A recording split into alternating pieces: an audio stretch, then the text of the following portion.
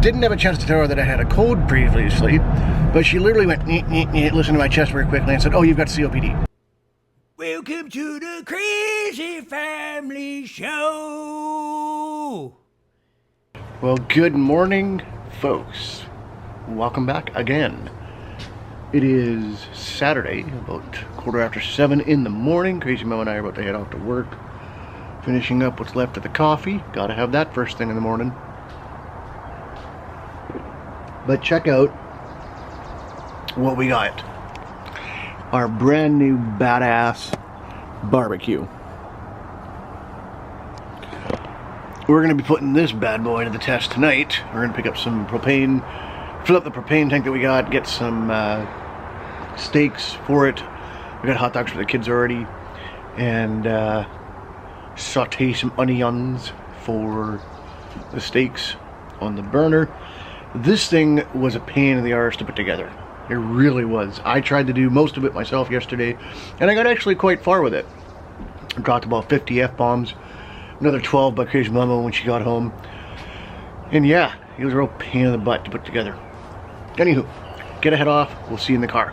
Alright, so now we are in the car, finally, on our way to work. And I was going to tell you guys, I just realized these lights are on. Odd. Anywho, we are planning a camping trip at some point in July, either second week of July or probably the second week of July, the week that Crazy Mom is off.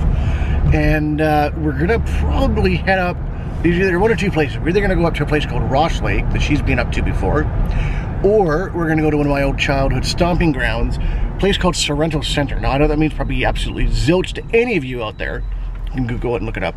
It's a neat little retreat place that's got programs for the kids to do. It's got stuff for the adults to do if you want. I won't be taking any of the courses. They're all, biblical stuff, and I don't have any intention of doing that. My intention would be to basically to chillax. But they've got a beach, they've got a dock for the kids to jump off of, and all kinds of neat things. And I used to go there all the time when I was a kid, and it was really, really fond memories. All the buildings up there have native names like Spesbona, Nota Vita, things like that. Oh, look who's here. Crazy Mom, of course. Good morning. Morning. Yeah, I got one of those self-driving cars now. Haven't crashed yet. Oh, let's hope today's either a dead or goes by really quickly, one of the two. I'm feeling a lot better. For those that follow my personal Facebook page, I've taken a few days off to get checked out by the doctors and all that. Because the one doctor that I went and saw at the walk-in clinic, which, sorry, I'm going to go on a tangent here for a second, because walk-in clinics, to me, mean just that you walk in and see a doctor, not go to a walk-in clinic that takes appointments. Defeats the purpose of it being a walk-in clinic, in my opinion. Would you not agree, Crazy Mama?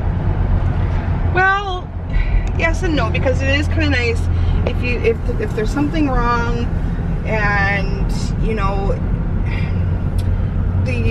sometimes what happens when you have walk-in clinics that don't take appointments is they fill up pretty quickly. Yeah. And then you get to the office and there's a sign saying, sorry, we've met our quota for the day. Not to say that this doesn't happen at clinics that take appointments, but if you know that you're going to go to the doctor the next day, you can phone ahead of time and say, hey, can I book an appointment? And then you're in. Mm-hmm. Which is not what happened to me. I dropped the kids off at 8:10, phoned them to say, hey, can I come in? Yeah, no problem. Waited about an hour and a half. Crazy Abby with me, but she was an absolute delight. Gave her my phone, she was happy. Anyways, saw the doctor, told her what was going on. Didn't have a chance to tell her that I had a cold previously, but she literally went, listened to my chest very quickly and said, oh, you've got COPD, or the beginning stages of it. And I went, why don't you just tell me I've got cancer while you're at it? So I went to my doctor, my family doctor, who's somewhat difficult to get in, but the nurses there at the clinic were fantabulous. She's like, yeah, let me squeeze you in. Got an appointment with him, and he goes, I understand why she would have jumped to that conclusion based on your symptoms. However, no, it's not COPD. It's more than likely probably chronic bronchitis because you smoke. And I'm like, yeah, that's what I figured. He's like, so just use the puffers that you've got And, you know, if you ever want to go down the road to trying to quit smoking, let me know. And I'm like, yeah, okay. And he goes, I could write you a prescription for antibiotics for the bronchitis. I said, yeah, but that's kind of treating the symptom that's not going to go away because I still smoke. He's like, you're on point with that.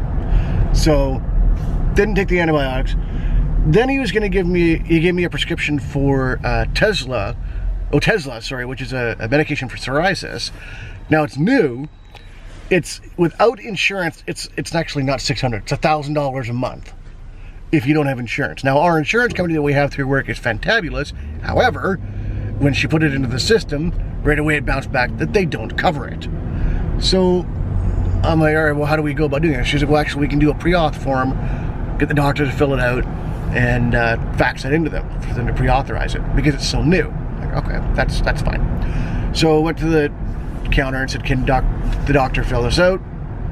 No problem. Now, normally they charge for the doctor to fill out forms. At least they did. The one doctor did the last time I was there, but my doctor didn't. He just filled the form out and there you go.